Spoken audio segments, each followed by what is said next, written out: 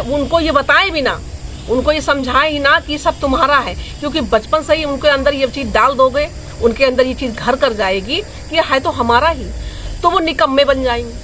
कोई माता पिता अगर चाहते भी है तो भी भाई लोग नहीं चलने देते, क्योंकि वो चलने तब देते जब उनकी बीवियां वो अपने मैके से लाई होती।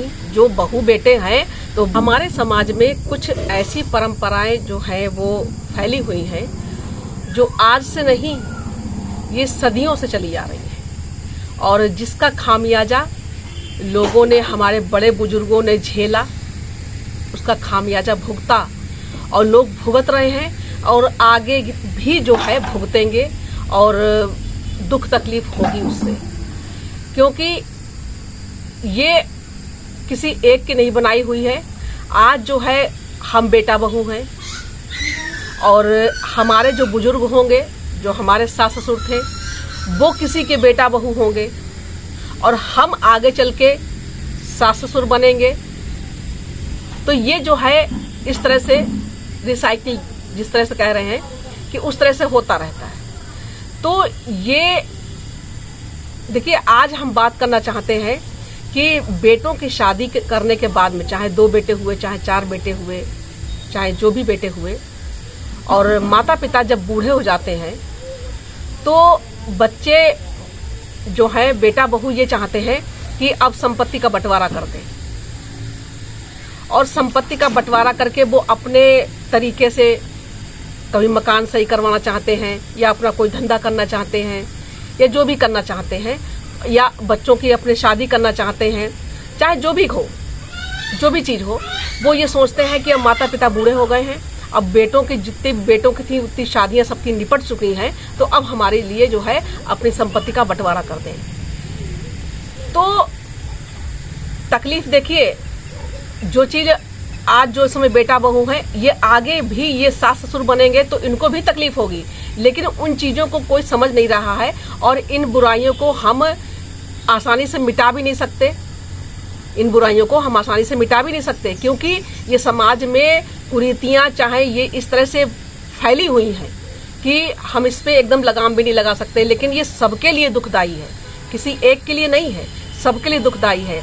माता पिता सोचते हैं कि यदि हमने अपनी संपत्ति का बंटवारा कर दिया तो ये बेटा बहू हमको कहीं का नहीं छोड़ेंगे, हमारी कौन सेवा करेगा, और हमारा खान पान कैसे होगा, हमारी जो बुढ़ापे में दवा दारू है वो हमारी कैसे चलेगी। तो इस चीज़ के चक्कर में जो है माता पिता सोचते हैं कि हम बंटवारा ना करें, लेकिन बंटवारा नहीं करते हैं तो बच्चे उन पर प्रेशर डालते हैं, घर में कलह होती है, और दिन रात की कलह होती है, और लोगों से कहते घूमते हैं बेटा बहू की संपत्ति का बंटवारा नहीं कर रहे हैं, बंटवारा नहीं कर रहे हैं। तो आपने देखिए, उन लड़कों की गलती नहीं है, उन बेटों को हम गलत नहीं कह सकते, क्योंकि ये पीछे से चला आया है। उनको बचपन से ही उनकी परवरिश की गलती है, उनको जो परवरिश दी गई है उस परवरिश की गलती है। उनको शुरू से ही ये बताया जाता है कि इस संपत्ति के तुम वारिस हो, इस संपत्ति के तुम उत्तराधिकारी हो, चाहे 1 बेटा हुआ, चाहे 2 बेटे हुए, चाहे 4 बेटे हुए। उनको ये समझाया जाता है कि ये संपत्ति जो है तुम ही 4 की है या तुम ही 2 की है। तो उनके अंदर ये बात हमेशा से बैठी होती है कि इस संपत्ति के तो वारिस हम ही हैं और उत्तराधिकारी हम ही हैं इसके। तो ये चीज़ उनके हमेशा से दिमाग में बैठी होती है। अच्छा, कुछ निकम्मे बेटे निकल जाते हैं, कुछ लायक निकल जाते हैं, तो कुछ जो लायक निकल जाते हैं वो तो अपना संभाल लेते हैं, उसी में 1-2 जो कमज़ोर होता है वो इस चीज़ के लिए परेशान होता है कि अब देखिए, परवरिश अगर आपने शुरू से अच्छी दी होती, या जो बेटे समझदार होते हैं, वो पढ़े लिखे जो मैच्योर होंगे, समझदार होंगे, वो तो यही सोचेंगे कि माता पिता के पास संपत्ति है, चलो वो कहीं भाग के थोड़ी ना जाएगी, वो तो मिलेगी तो हम ही को, क्योंकि बेटी को तो दे नहीं देंगे, बेटियों को तो कोई हिस्सा देता ही नहीं है। कोई माता पिता अगर चाहते भी है तो भी भाई लोग नहीं चलने देते, क्योंकि वो चलने तब देते जब उनकी बीवियां वो अपने मैके से लाई होती। जो बहू बेटे हैं तो बहू और बेटे दोनों नहीं चाहेंगे ये, क्योंकि वो अपने मायके से लाई होती, फिर उनकी माँ अपने मायके से लाई होती, या इधर आगे से मिलता जाता, तो ये बात सबको अच्छी लगती। लेकिन बेटियों को तो कहीं हिस्सा मिलता ही नहीं है, ना बेटियों को कोई देना चाहता है। अब संपत्ति का बंटवारा जब नहीं माता पिता चाहते हैं तो उन पे जोर जबरदस्ती डाली जाती है, उनको परेशान किया जाता है, और यदि वो संपत्ति का बंटवारा कर देते हैं तो वही हाल होता है बाद में कि धोबी का कुत्ता ना घर का ना घाट का। वो बेटों के बीच में फुटबॉल बन जाते हैं कि अब बेटे हैं वो माता पिता को भी हिस्सा नहीं देना चाहते हैं। बहनों को तो या घर की बेटी को तो हिस्सा देना दूर, वो माता पिता को ही हिस्सा नहीं देना चाहते हैं। वो तो ये कहते हैं कि हम लोग भाई लोग हैं ना, हम लोग खुद परवरिश करेंगे इनको देखेंगे और इनकी जो सेवा टाल जो करनी होगी वो हम लोग खुद ही करेंगे। तो उनको भी हिस्सा नहीं देना चाहते हैं। और जब हिस्सा नहीं मिलता है माता पिता को तो देखिए अब बेटा बहू के हाथ में संपत्ति चली गई तो अब तो वो सोचेंगे कि जाएंगे कहाँ। बहुत बेटा बहू ऐसे होते हैं, वो सोचते हैं कि जाएंगे कहाँ, चाहे कितना गाली दो भगाओ कहाँ भाग के जाएंगे, मजबूरी है इनकी, रहेंगे हमारे पास। तो देखिए वो ये सोचते हैं कि अभी जाएंगे कहाँ। तो माता पिता देखिए होते चाहे हम हुए चाहे आप हुए कोई भी हुआ, जब उनके हाथ में जब पूरा सब कुछ हाथ में होता है, मालिकाना हाथ में होता है, तो अपने हिसाब से खाना पीना पहनना, हर किसी को कभी कुछ खाने का मन करता है कुछ खाने का मन करता है।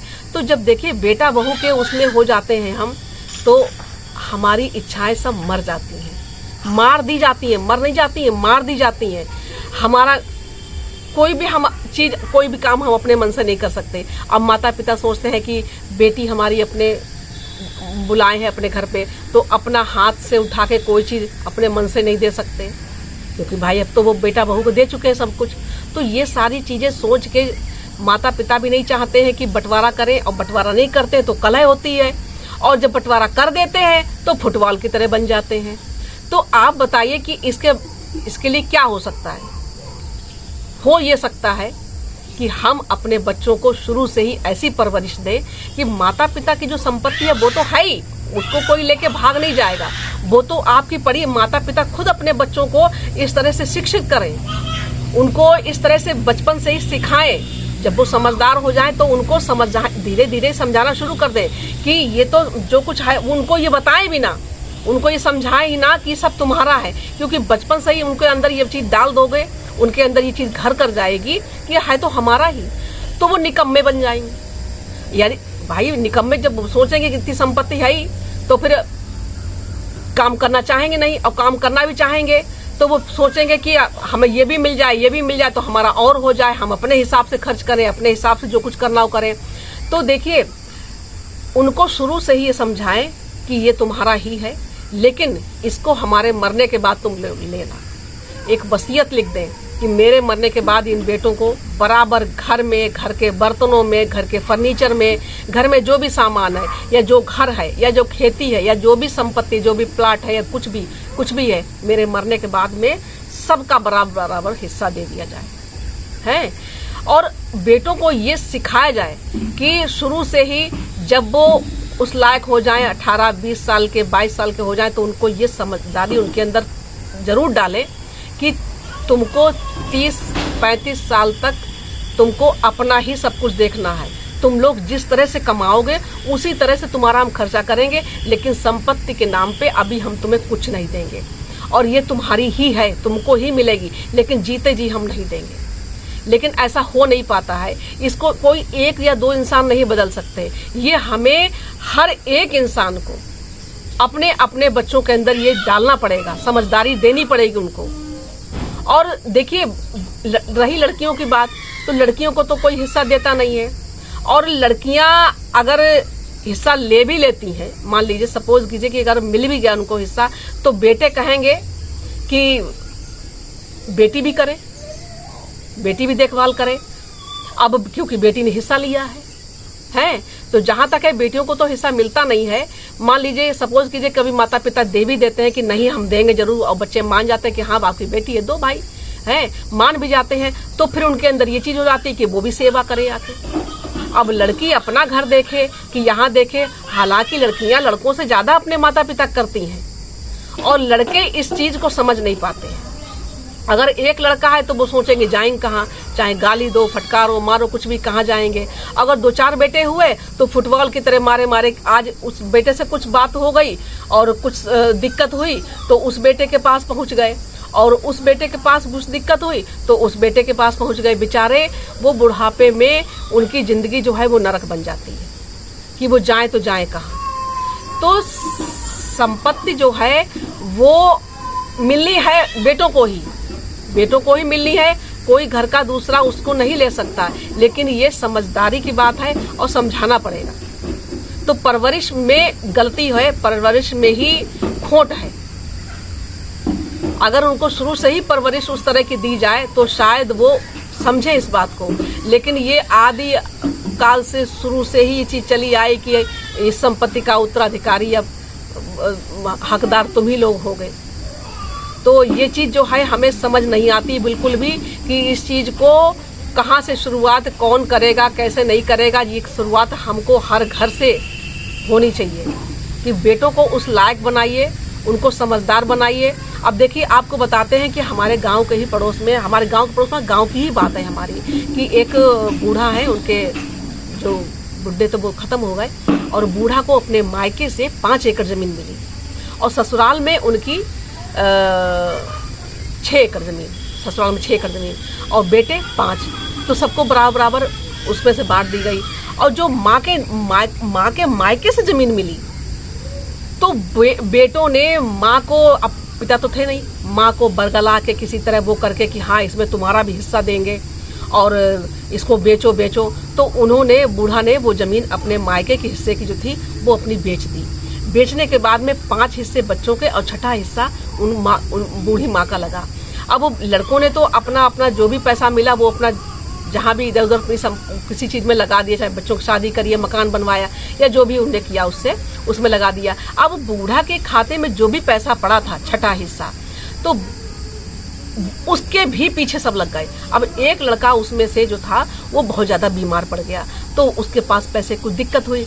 तो उसकी बीवी ने कहा कि सास से कि माँ हमें कुछ पैसा दे दो तो इनका इलाज करा दे। अब कोई कैसी माँ होगी जो जिसके खाते में अगर पैसा पड़ा है और बेटा मौत और ज़िंदगी से गुजर रहा है, बीच में पड़ा हुआ है, तो माँ कैसे देख पाएगी। उन्होंने उसको उठा के 80,000 रुपये उसको दे दिए कि लो इसका इलाज करवाओ। अब जब उसको 80,000 रुपये दे दिए तो और जो 4 बेटे थे वो भी किसी न किसी बहाने से माँ से पैसा मांगने लगे। अब माँ मजबूर हो गई, वो सोची कि जब एक को दिया है तो ये मांग रहा किसी मजबूरी, तो इसको भी दे। अब ऐसे करते करते 5 बेटों में वो पैसा उन्होंने बांट दिया। अब बूढ़ा के पास केवल रह गया 10,000 रुपये, यानी 2.5-3 लाख रुपए में से 10,000 रुपये रह गया। वो अपनी आप बीती हमको आके बताती है, अच्छे से बात करती है आके, बहुत परेशान बेचारी बूढ़ा। तो बताया कि मेरे खाते में केवल 10,000 रुपये पड़ा। अब धीरे धीरे उनकी बीमारी, वो बीमार पड़ी, बूढ़ा बीमार पड़ी, तो उनके खाते में से ही वो 10,000 रुपये में से निकाल के उनको लगाया कि 10,000 रुपये की आजकल क्या औकात है। वो उनका पैसा पूरा खत्म हो गया। अब कोई भी लड़का उनको पैसा देने के लिए तैयार नहीं, उनका ही पैसा, उनके मायके की जमीन वो तक देने को तैयार नहीं, जो यहाँ पे थी उनके हिस्से की वो तो बांटी दी थी सबको। तो अब वो बीमार पड़ती हैं तो वो बेटा का मुंह देखती है कि कोई मेरा इलाज करवा दे। चप्पल टूट जाती है पैर में तो वो बेचारी नंगे पैर वही बांध बूंद के कपड़े से, बहुत देखने में बड़ा दयनीय, बहुत तकलीफ होती है, और चप्पल को बांध बूंद के ऐसे ही अपने चलाती हैं काम है। तो हमें ये समझ में नहीं आता है, बड़ी तकलीफ होती है इस चीज़ से हमको। अब बेचारी बूढ़ा अपने इलाज के लिए तरस रही हैं कि मेरा कोई इलाज करवा दे। आस पड़ोसी जो है वो थोड़ा बहुत पैसा उनको दे देते हैं, आती हैं तो हम लोग भी खिला पिला देते हैं, उनको थोड़ा बहुत पैसा उनको सहायता कर देते हैं। अब भाई बाहरी इंसान कितना कर पाएगा है, तो जितना हम लोग से बन पड़ता उतना पड़ोसी लोग कर देते हैं। उनको खाने पीने को कभी मन किया तो उनको बिस्किट खरीद के दे दिए, कभी नमकीन खरीद के दे दी, पुड़िया की शौकीन है खाने की तो पुड़िया कभी खरीद के दे दी, भाई शौकीन है खाने की। अब इस समय जो आपको बता रहा है, तुरंत इस समय आपको बता रहे हैं वो बूढ़ा इतनी बीमार है कि कोई बेटा उनकी दवा करवाने को तैयार नहीं है। बस किसी मेडिकल पे लाके पुड़िया लाके दे दी, कुछ टैबलेट लाके दे दी, बुखार उतर गया, बूढ़ा पड़ी है, उनकी सांस चल रही है, उनके शरीर में इतना दर्द है, सही से उनका कोई चेकअप करवाने वाला नहीं। जो उनके हिस्से का पैसा था वो सबने 2-2.5 लाख आज उनके पास होता तो अच्छा से उनका इलाज नहीं हो जाता। अब आप ये समझिए कि बूढ़ा ने जीते जी पर सब कुछ दे दिया, आज वो इलाज के लिए तरस रही है। तो यही चीज़ हम अपनी आंखों से देख रहे हैं। अच्छा, एक चीज़ आपको हम और बताते हैं कि यही चीज़ अपनी मायके में बताते हैं, अपनी माँ की। मेरे मायके में मेरी माँ जो थी, उन्होंने अपने समय में कोई बूढ़े थे, उनकी बहुत सेवा कर दी थी, बहुत सेवा, बूढ़े जान के। पापा मेरे सरकारी सर्विस करते थे, तो वो शहर में रहते थे। अच्छा, पापा का नाम पूछते पूछते वो बुढ़ाई आ गया कि भैया वो बहुत अच्छे हैं, उनके दरवाजे पर चलेंगे तो मेरा सब कुछ हो जाएगा। अच्छा, वो मेरे दरवाजे पे आए, माँ ने उनकी बहुत सेवा करी। 2 मकान मेरे गाँव में बने थे, तो एक मकान में उनसे कहा आप बाहर रहो। बुढ़े जो थे वो शिकार के बहुत शौकीन थे, उनकी लाइसेंसी बंदूक थी और वो शिकार करते थे, अपना जो भी अपना था वो बना के खाते थे। मम्मी रोटी चावल उनको बना के दे देती थी, वो दूसरे मकान में अपना खा लेते थे। और ऐसे करते करते बुढ़ाई जो थे बिल्कुल अपनी बेटी की तरह मानने लगे मेरी माँ को, और उन्होंने 30 बीघा जमीन मेरी माँ के नाम कर दी जबरदस्ती, लेकिन मेरी माँ बिल्कुल राजी नहीं थी। उन बुढ़े का कोई था नहीं, कोई भी नहीं था उनका। तो वो माँ ने सेवा करी। माँ कहने कि मेरे पास सब कुछ है, पापा की सरकारी सर्विस, कुछ चाहिए नहीं। तो वो नहीं और उन्होंने कहा कि हम मर जाएंगे तो मेरी ये लाइसेंसी बंदूक हम अपनी बहू के नाम, मतलब मेरी माँ के नाम, जबकि हमारे रिश्ते में कुछ नहीं लगते वो, और मेरी माँ के नाम करवा दी। जबकि हालांकि इतनी हमारे घर में मेरे भाइयों के पास खुशी, सबके पास लाइसेंसी हथियार हैं, सबके पास हैं, लेकिन उन्होंने करवा दी माँ के नाम, और 30 बीघा जमीन माँ के नाम करवा दी। हालांकि बहुत मना किया, लेकिन फिर भी नहीं माने। अच्छा, वो जमीन मेरी माँ के नाम थी, वो बुढ़ाई तो खत्म हो गए थे, उनकी अच्छी सेवा करी, वो खत्म हो गए। और उसके बाद में मेरे घर में जो बंटवारा हुआ, मेरे माँ ने मेरे पापा से कहा कि अपने संपत्ति में सब बंटवारा कर दो, और जो 3 भाई मेरे, और चौथा हिस्सा अपना लो। तो पापा ने 4 हिस्से किए, और मेरी माँ को जो वो 30 बीघा जमीन दे दिए थे, मेरी माँ ने कहा जी मेरी ये जमीन मेरे मरने के बाद ही तुम लोग बांटना, अभी हम नहीं देंगे। और मरते दम तक मेरी माँ की बड़े अच्छे से सेवा हुई। मेरे पिताजी सरकारी सर्विस से पेंशन मिलती थी उनको, है, तो उनकी अच्छे से सेवा हुई। क्योंकि देखिए, आपके हाथ में अगर दाम है तो बेटे बहू सेवा करेंगे। ये भी बात बड़ी अच्छी से समझ लीजिएगा कि अगर आपके पास दमड़ी है तो आपकी चमड़ी की सेवा होगी, वरना आपकी सेवा नहीं होगी बुढ़ापे पे। आस औलाद चाहे जितनी भी आपकी समझदार, जितनी पढ़ी लिखी हो, कुछ भी हो, लेकिन अपनी मजबूती बुढ़ापे में जरूर रखिए, जरूर रखिए। इस बात को आप जरूर ध्यान दीजिएगा कि बुढ़ापे में अपने पास जरूर मजबूती रखिए, नहीं तो किसी का भरोसा नहीं है। तो ये चीज है। तो अब आप बताइए कि जो माँ बाप जीते जी अपने दे देते हैं, देखिए संपत्ति का बंटवारा हम ये नहीं कहते जीते जी, एक वीडियो मैंने ये भी बनाया है कि जीते जी संपत्ति का बंटवारा कर देना चाहिए, हाँ कर देना चाहिए, लेकिन अपना हिस्सा जरूर लें, अपना हिस्सा जरूर लें। और जो बेटा बहू करे उनसे साफ शब्दों में बता दे कि जो मेरी सेवा करे मैं उसको दूंगा। ये 4 करोगे अच्छे से मेरी सेवा तो 4 को देंगे, और 1-2 करोगे तो उनमें बांट देंगे। सीधी साफ बात। बेटी अगर करती है तो बेटी को हम दे देंगे, तुम लोग को कितना भी बुरा लगे, भले वो बेटी अपने मायके वालों, देखिए बेटियां ऐसी होती हैं, वो अपने मायके में अपने भाइयों से, अपने पिता से नहीं लेना चाहती, क्योंकि शुरू से रिवाज चला आया है कि बेटियों को हिस्सा मिलता ही नहीं, बेटियों को हिस्सा कोई देता ही नहीं है। लेकिन बेटियां सबसे ज्यादा सेवा जो अपने माता पिता की बेटियां ही करती हैं, बेटे नहीं कर पाते, बहू नहीं कर पाती उतना। कोई ऐसे ही होंगे 100 में 1-2 जो बेटे बहू करते होंगे, वरना आजकल किसी पे भरोसा नहीं है। तो इस चीज को आप समझिए कि जीते जी अपने बंटवारा करिए, लेकिन अपना हिस्सा जरूर लीजिए, जरूर लीजिए, और अपने पास जरूर। अब देखिए दूसरी बात एक और आपको बताते हैं कि जो अचल संपत्ति है आपके नाम, वो तो आप बेच बेच के खा नहीं सकते, तो अपने पास अपना बैंक में जरूर रखिए कुछ ऐसा पैसा, जरूर मजबूती रखिए कि कभी कुछ खाने को मन करे, कभी बीमार पड़े तो संपत्ति या खेती प्लाट तो आप बेच नहीं पाएंगे तुरंत। तो आपके पास इतनी मजबूती होनी चाहिए, बैंक बैलेंस होना चाहिए आपके पास बुढ़ापे में, कि आप जो सास हैं, जो ससुर हैं, जो बूढ़ा बूढ़ी है, वो अपना अच्छे से अकेले हैं, वो अच्छे से अपनी देखभाल, अपना पैसा जब पास में है तो अपना इलाज अच्छे से करवा पाए। तो आज का वीडियो मेरा इसी चीज को लेके था कि अपनी संपत्ति को बंटवारा करें, लेकिन अपना हिस्सा उसमें जरूर रखें, जरूर रखें। और कुछ कैश भी अपने खाते में कैश भी जरूर रखें, अपने अकाउंट में जरूर पैसा रखें, कि एकदम अगर आपको कुछ हुआ तो कोई आपका इलाज करवाने के लिए आगे नहीं आएगा। आपके पास अगर पैसा है तो सब आ जाएंगे करने के लिए, लेकिन नहीं है तो कोई नहीं आएगा। तो कैसा लगा वीडियो कमेंट में जरूर बताइएगा, और मिलते हैं कल ऐसे ही वीडियो में। नमस्कार, जय श्री राम, हर हर महादेव।